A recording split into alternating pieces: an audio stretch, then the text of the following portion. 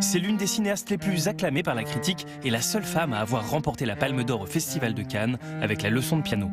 À travers 8 longs métrages et une série, la réalisatrice néo-zélandaise Jane Campion n'a eu de cesse de dresser des portraits de femmes intenses avec une sensibilité sans égale.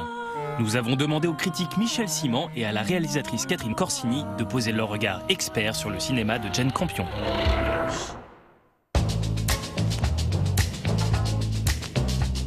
Son cinéma n'est pas du tout un cinéma militant, mais c'est un cinéma féminin, dans la mesure où, d'abord, les 8 films qu'elle a faits, à chaque fois, au centre du film, c'est une héroïne. Tout est vu à travers les yeux d'une femme. Par exemple, ce chef-d'œuvre, Bright Star, qui raconte la dernière année de la vie de John Keats, le grand poète romantique anglais. On pourrait s'attendre à ce que ce soit John Keats qui soit au centre du film, mais le premier personnage, c'est Fanny Brown, son grand amour.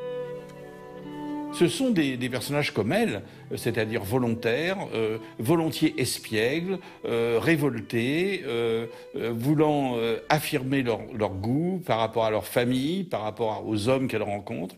I feel the same about your poems, Mr. Brown. I know nothing of what they mean. They puff, smoke, dissolve, leaving nothing but irritation. Je pense qu'il n'y a jamais eu quelqu'un, pour le moment, qui a réussi à filmer des personnages de femmes d'une manière aussi moderne.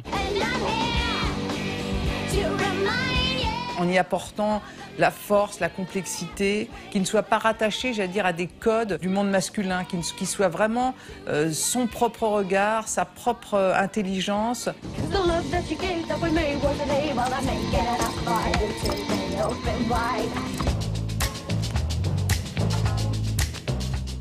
Elle a une grande, j'allais dire, confiance aussi dans la façon dont elle veut exprimer le désir et l'indépendance de ses personnages féminins. C'est vrai que Jane Campion sait rendre le plaisir, la jouissance même féminine. Take my pants off. Slowly. Un film comme Holy Smoke, par exemple, où on voit la jouissance de la femme face à Harvey Keitel, qui est un peu une brute, une sorte de prédicateur.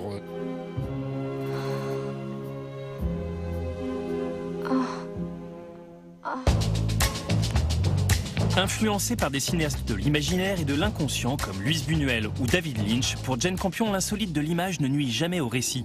Résultat, des images fortes qui marquent durablement les esprits. Elle a une force qui est reliée à l'inconscient. D'ailleurs, son admiration pour Buñuel vient de là aussi. C'est-à-dire que c'est pas la peine d'avoir un flot d'images. Il suffit d'une image qui est forte et elle entraîne avec elle toute une participation du spectateur. Je pense le sol craquelé dans Sweetie, ou la jeune fille Fanny Brown parmi les violettes dans Bright Star, ou bien évidemment le corps de l'héroïne de la leçon de piano qui plonge avec son piano dans la mer.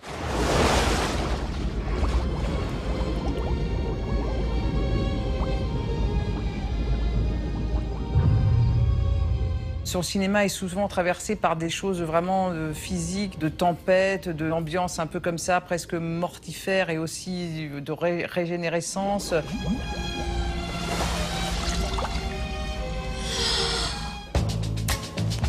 Née en Nouvelle-Zélande, Jane Campion a grandi et fait ses études en Australie.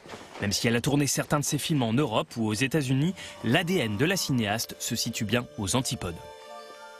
Dans ces films, l'Australie, c'est souvent le mauvais goût, les banlieues de Sydney, dans Sweetie par exemple, ou dans Holy Smoke, des familles de petits bourgeois assez étriqués, c'est assez laid. Et au contraire, la Nouvelle-Zélande, c'est le pays qu'elle a quitté jeune, et c'est au contraire les lacs, les montagnes, les pics enneigés, il y a une exaltation de la nature. C'est donc tout naturellement qu'elle a choisi la Nouvelle-Zélande comme décor pour écrire et réaliser sa première série, Top of the Lake. Dans la série, Jane Campion détourne le chantier balisé de l'histoire criminelle pour emmener le spectateur dans les eaux troubles d'un lac plein de cadavres et de névroses. You will go down hard. The search will bring you low, to the ground, on your 2 knees.